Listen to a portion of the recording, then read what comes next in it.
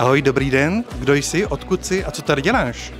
Ahoj, som Venera, som z Bratislavy, zo Slovenska a momentálne bývam v Cúrichu, venujem sa fyzioterapii, hlavne teda aj celkovej fyzioterapii a fyzioterapii pánvového dna, celkovo ženským problémom. Jak se jmenuje tvoje firma a jak dlouho už funguješ? A moja firma sa volá teda po mne, Fyzio Venera, venujem sa fyzioterapii celkovo 8-9 rokov a samostatne od minulého roka, teda 1 rok. Co je tvoje taková ta denní motivace podnikat, začít podnikat?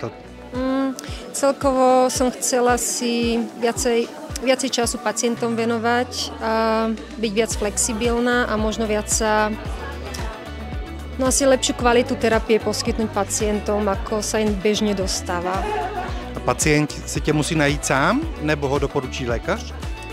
Funguje to obidvomi spôsobmi. Buď si ma môže niekto normálne na internete nájsť, alebo dostane odporúčanie od doktora. Ono vlastne funguje fyzioterapia na základe predpisu od doktora, ale dá sa aj privátne.